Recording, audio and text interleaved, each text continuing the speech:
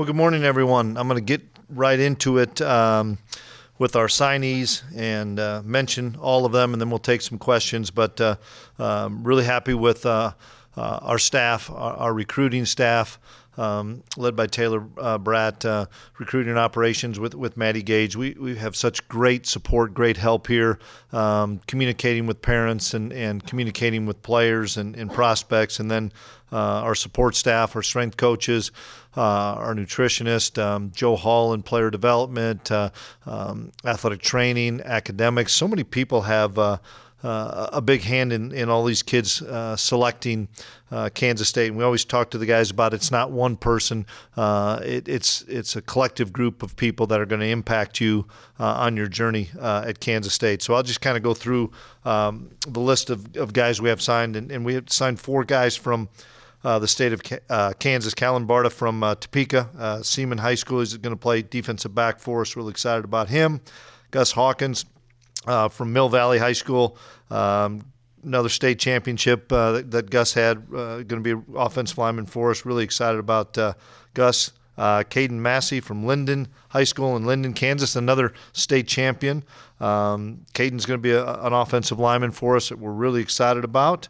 And then J.B. Price from Overland Park. He's at Blue Valley High School. We've got a number of Blue Valley kids on our football team, and JB is going to be a really good running back for us here, and we're excited about JB's future. State of Texas, signed 3 guys from the state of Texas. Trey Davis, a wide receiver, really athletic wide receiver from Troop High School in Troop, Texas. Boone Morris, big linebacker from Talco, Texas, Mount Vernon High School. Excited about Boone.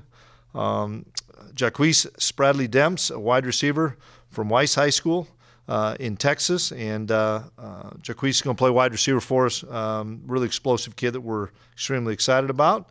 And then some of the let's go to Colorado. We have 2 guys out of Colorado. Blake Barnett, quarterback from Erie High School. Blake also won a state championship, and Jake Stonebreaker, a linebacker out of Castle Rock in Colorado, Douglas County. Really excited about him. He's going to be a linebacker for us. And then a handful of the other guys from outside of states where we have one coming from. Ryan Howard. Everybody knows the Howard family from Downington, Pennsylvania, Downington West High School. Excited about him. Ryan's going to be an offensive lineman for us. Kyle Rockers from Norwalk, Iowa, Dowling Catholic High School. Kyle's going to be another offensive lineman for us. We really did well with our offensive line class coming in here with Coach Riley. Devon Rice, running back from Las Vegas. Bishop Gorman, great tradition out at Bishop Gorman. Devon also was a state champion, and excited about Devon. He's going to come in and play running back for us. And then Zayshawn Rich from Crystal, Minnesota, a corner. From Minneapolis North. We've got a lot of familiarity with that high school as we recruited a lot of guys in the past from there. And excited about Zayshawn. He's going to be a corner for us. So really good group of high school guys that we have coming in. And then we signed 2 junior college kids as well. Malcolm Alcorn Crowder from Butler Community College, a defensive lineman from Brockton, Massachusetts.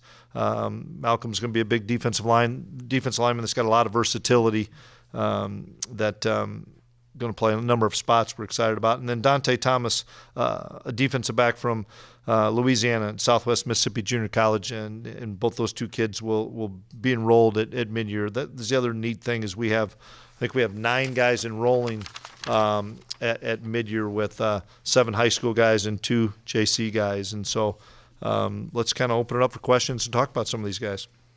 What were the factors, 15 guys, 13 high school, what were the factors behind the smaller class?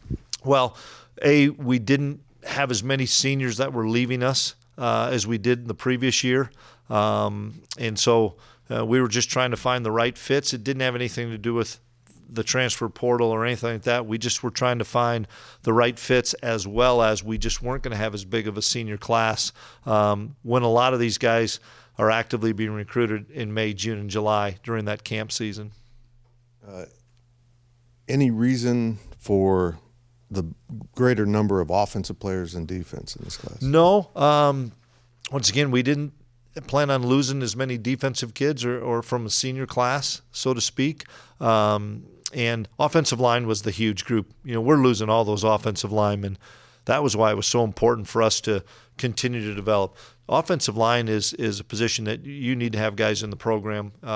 You'll occasionally get the transfer to come in and help you, but we're trying to continue to develop that. And Coach Riley, I think, is the best offensive line coach in the country, and he's continued to develop guys that we have the next group waiting in the wings. So not anything other than some of the key need areas we had. And is Blake Barnett walking into a really unique situation? He's showing up soon, and all of a sudden he's third on the depth chart. Not able to play yet, but it's pretty unique. Something that we had talked about with him even during the recruiting process, that there might be some change in that room, and that change is going to open up an opportunity. And then when the change did happen with a couple guys leaving, I think it excited him even more to say, boy, I get to come here. And he knew he was coming in mid-year anyway. But the fact that he's going to get a ton of reps this spring to learn how to play college football. He was a state champion. He's a winner. He knows how to win and lead his team. And so I'm excited for Blake to have the opportunity to come in and get those reps. Is that kind of a challenge to bring in a quarterback when you've got a freshman that's starting right now? It's always a challenge at any position. And Arnie, everybody thinks it's just the quarterback spot. We had a running back that was pretty good here for a few years in Deuce Vaughn and bringing guys in. But you have to keep bringing people in, A, for competition, and B, to continue to have your depth built up there. And, you take the quarterback position, it's very rarely that you get through a whole season with one. You knock on wood that you can, but it doesn't always happen. And so, we're excited about Blake. And Blake was somebody that we had targeted for an awful long time, and we're excited for him to sign and come in here early. Where are you on scholarship numbers? Are you? We still have a few left. I couldn't tell you an exact number. We're looking for specific positions now. A couple on the offensive side, a couple on the defensive side. So we don't have as many left as maybe some people might think with people that have left, because we've put on some walk-on kids that have earned a scholarship, as well as we've just got a couple positions earmarked still. And do you have a pretty good idea of which guys are coming back of the seniors now? Yes, we do of our current team. Yeah, we've had good conversations with all those guys, and we feel pretty confident the ones that are coming back. When did Devon Rice pop onto your radar, and what do you like about him as a player? Well, he's from a pretty good high school, Bishop Gorman. They traditionally send out lots and lots of players to Power 5, and seeing his film, he's an electric player, and he got on our radar, I think, early fall, but then came out here unofficially on his own later in the fall for a game, and was so impressed with Devon, so impressed with his parents. Culture was really important to him. Fit was really important to him. We hit it off with he and the family.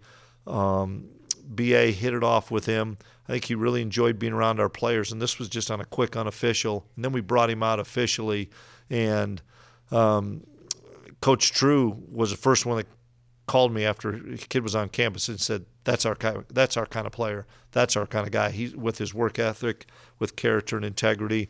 Plus, he's a really talented player that can do everything. I mean, he can catch it out of the backfield. He can run in between tackles. He can take jet sweeps, all those things. And although he's a young player, he'll be here in January as well, and so we'll get a great chance to see him in the spring. And you seem to have a lot of those mid-year guys. Is there an orientation program you guys have tailored to ease them into the program? Yeah, it's actually sometimes I think easier to come in January anymore than it is to come in June. And the reason is you're not thrust into things right away in January. You got your classes and you're working out with True. And for the most part, a lot of us coaches, sports staff, everybody's around, and you're around all the players. You're around a full campus. And we do a really good job, our sports staff does, with segmenting time out to get together with those guys and just talk to them about college and getting away from home. And so sometimes I think it's easier as opposed to June, when there's not a full campus here of students. A lot of our coaches are on the road with camps and recruiting and all this other stuff, as well as it's summer, and we're trying to give some people a little bit of a break in vacation time, that you don't have somebody 24/7 that you can come and see all the time. And so I think sometimes the mid-year guys get a little bit easier indoctrination. And I know you're way out in front of things here, but how can you envision your use of Boone Morris and Jake Stonebreaker? We think Jake is more like Dez as an outside guy, and we think Boone's more of an inside guy. Excited Boone will be here at semester. Jake will be here in the summer. But, in talking to those two guys, they get to learn from two of the best in this league, in Des Purnell and Austin Moore. And what a benefit for those two guys to come in and learn from those guys. With Ryan, did you have to do any reselling on him after Will decided to transfer? Ryan's on his own journey, and that's what I've appreciated about Ryan through this entire process, even coming here in the summer when he came on his official visit of Ryan, this is your journey. This is your story, and you've got to write your own story, and we're not recruiting you because of your brother. We're recruiting you because of Ryan. I think that was the most important thing from the start to sell on him. And he has loved K-State since the first time he came here and had a lunch with President Myers when he was in about 8th grade. That it was the right fit for him. And it's so cool to watch these offensive linemen that we have signed.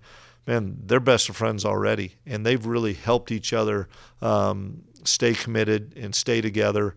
And he's got a tremendous relationship with Coach Riley. Another question on offensive lineman. Caden Massey coming in from a really small school. What's that jump going to be like for him going from that to the Big 12? It's always a transition, coming from small school, playing 8-man football, and coming here. But Caden's a really athletic guy. Watch him play basketball, run track. He's a really smart kid. There's a transition for sure, but we're excited because he doesn't have to come in and say, man, I'm going to be a starter on day one. He's going to learn and develop. And we had a kid that we had up north, a kid by the name of Cordell Volson. And Cordell's a starting guard now for the Cincinnati Bengals and started as a rookie. He's very similar to what I saw Cordell in high school. Cordell was at a school of about, maybe 20 kids in a class or something. And I see a lot of similarities, and that's what I know Ryle saw as well. And so we're excited about Caden as we start his journey. I also want to ask about Jake Stonebreaker. Is that one of the best Absolutely. defensive names you've ever come across? He has to play linebacker, doesn't he? But he'll strike you. And he was one of the best tailbacks and running backs in the state of Colorado. I mean, he rushed for a boatload of yards and was a physical runner. And what so impresses me about Jake is he loves contact. He's a physical kid, and he'll strike in, and we're excited about getting him here. To kind of be able to have the foundation of the class be Kansas kids, again, obviously it's the foundation of the program, but how cool is that to be able to do again? Yeah, it's really important that we do that. And like I said, we're signing 4 Kansas kids and done a tremendous job as well of getting a bunch of Kansas kids committed from a walk-on standpoint. Those guys will be just as important to the class as everybody else. But that's still the core of what we're going to try to recruit is go inside out and not outside in. And that's why we've had the success is the Hayden Gillums that come in here and walk on and earn a scholarship, and all the other kids like that Austin Moore that grew up wanting to be Wildcats, giving them the opportunity, and then those guys taking advantage of it.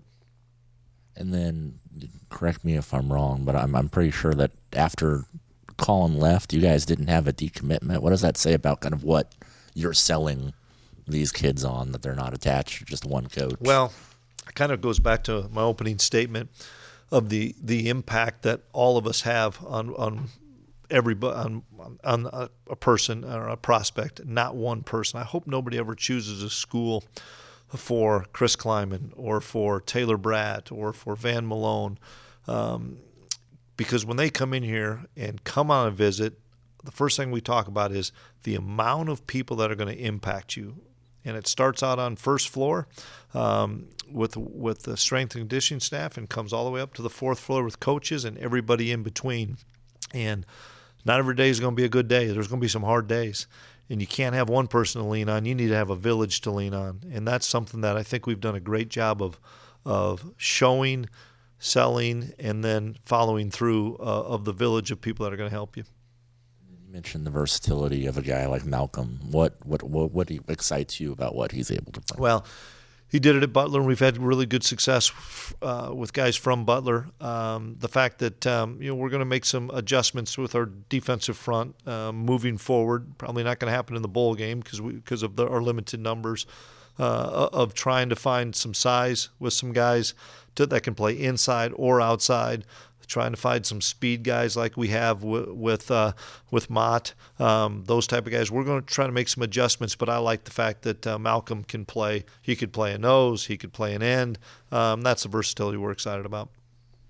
You talked about offensive line being a constant need, but was there another position where you felt like you really needed to bolster? Well, a couple of those wide receivers, we always are trying to create competition and always trying to fill needs at wide receiver. And, I'm excited because I really feel like the two wide receivers we have, Coach Middleton has really done a phenomenal job recruiting Trey and recruiting Jaquise of trying to find the right mix of a guy that could be an outside guy as well as a slot guy. And that's the thing that we may earmark one of those guys for, hey, you're a slot or you're an X or you're a Z, but the versatility of those guys with the ball in their hands as well as returning the ball, whether it's punts and kicks, that was another area that we wanted to. Last year, we went bigger on the outside at wide receiver, and this year we tried to find the most versatile guys who can play multiple spots. Who are the guys that earn scholarships, that have been put on scholarship? I'm going to share that another time, okay? 6'8", 6'7", 6'7", the size of these linemen. Is this a unique class just based on their size? Well, we were trying to get some height and some length. I mean, that was one of the things that was really important to us because, we have so many guys that can be a Cooper Beebe, can play him at tackle, can play him at guard. KT can play him at tackle, but can play him at guard. Trying to get some sustained length out there, like Pastore, that John's 6'7", and so for us, trying to find that length, that height. Yeah, one of those guys probably can move inside. Ryan is a versatile guy that can probably play inside or outside. I know that we're excited about Kyle Rockers because he could probably play inside or outside. And then, just getting that great length. I mean, it's so hard to pass rush, and Coach Wild will tell you it's hard to pass rush with Khalid Duke when you got a kid 6'7" that's going to be 315 pounds. And is there specific needs in the portal that you're still looking at? Yeah. Position-wise, I'm not going to go into that. We're just a couple offensive guys and a couple defensive guys still.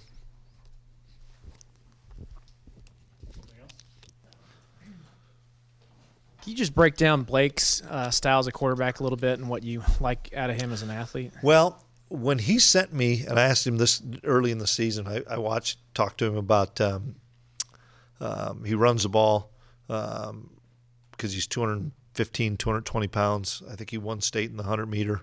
So he's really fast, throws the ball really well. But he sent me a highlight of him playing defense and knocking the heck out of people at free safety. I thought about it, but I was like, that's a competitor. And that's a guy that you're always wanting that physical guy, that competitive guy that can do everything to be playing quarterback for you. And he played both ways all season. So the fact that he played every snap offense, every snap defense, but I love his ability to run the football is one thing. He throws the ball exceptionally well, and he's smart, and he knows how to lead. They won a state championship, and they had a tough road, and every game, and he played this last game on a turned ankle, and he found a way. And that competitiveness is something that really attracted us to Avery, too. Guys that love to compete are going to be really good quarterbacks, and that's one of the things that Blake really loves to do. much will it help that he's coming in so soon, and he really can't do much, but he'll at least be soaking in information. That's the key. Soaking in information, getting around our quarterbacks, getting around our wide receivers, getting around the GAs and QCs when we're on the road, to just learn what we're doing offensively, and the fact that when we do a 7-on-7 and the players organize and run a 7-on-7 in whatever January or February, he's not standing there because there's 5 quarterbacks or 6 quarterbacks. He's going to take reps, and so he's going to get thrown to the fire right away.